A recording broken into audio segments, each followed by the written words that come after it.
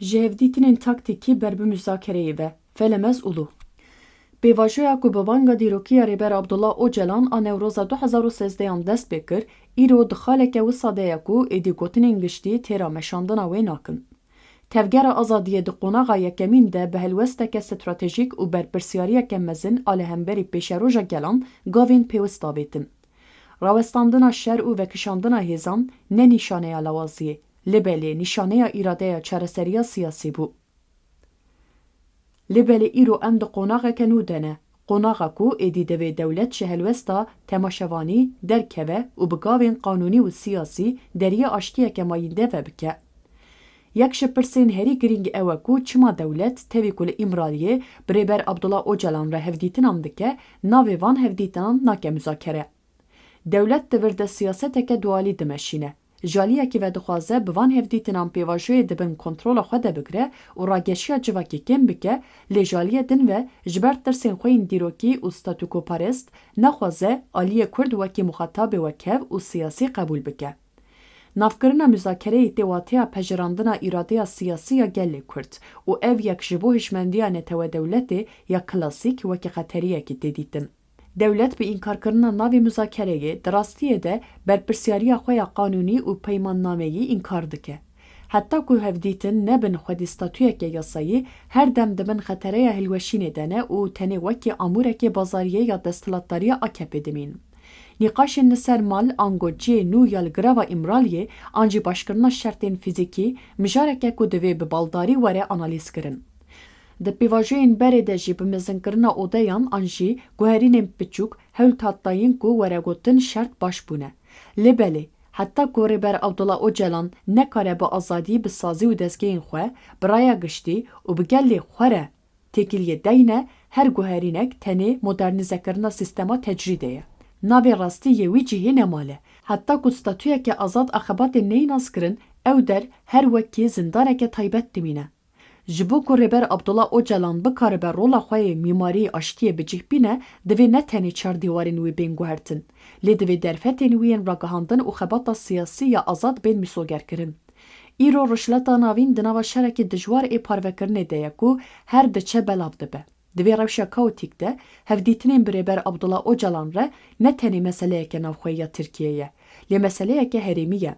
Projeya neteweya demokratîk a ku Rêber Abdullah Öcalan pêşniyar dike, li dijî şerên mezhebî û netewperest ên ku herêmê wêran dikin, yekane rêya derketinê ye. Ev proje li şûna dewletên netewe yên ku gelan hev didin qirkirin, jiyaneke hevbeş a li ser bingeha wekeviya çandî û baweriyan pêşniyar dike. Gelên herêmê, Ereb, Fars, Tirk, Asûrî û Ermenî divê vê projeyê ne tenê wekî daxwazeke Kurdan, lê wekî parastina xwe ya cewherî bibînin. Divê qonaxê de cudaya herî mezin a navbera tevgera azadiya Kurdistanê û dewletê di niyeta stratejîk de ye. Tevgera azadiyê aştiyê wekî çareseriyeke demokratîk û civakî dibîne û amade ye ku gavên pêwîst bavêje û davêje. Lê dewlet û desthilata AKP heta niha pêvajoyê bêtir wekî pêvajoyeke tasfiyekirinê an jî serketina bi rêya dîplomasiyê destgirtiye. Ji bo ku qonaxa duyemîn bi ser bikeve, divê dewlet dev ji polîtîkaya bazariya bi şertan berde û qebûl bike ku çareserî tenê bi rêya müzakereyên rasteqîn, bi qanûnîbûna pêvajoyê û bi naskirina îradeya azad a Rêber Abdullah Öcalan pêkane. Eger dewlet bu amadebûna rapora meclisê û derxistina qanûnên nû gavan navêje, wê ne tenê pêvajoya aştiyê, lê bi xwe jî di nava krîza kur a rojhilata navîn de winda bibe.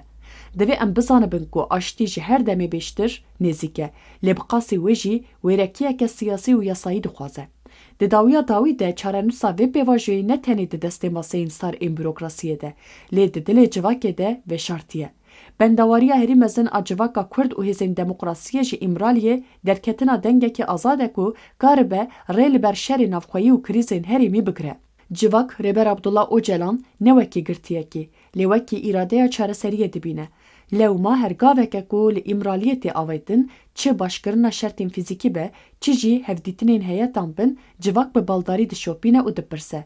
Gelo ev gava aştiyê ye, an hîleyeke nû ya demqezançkirinê ye.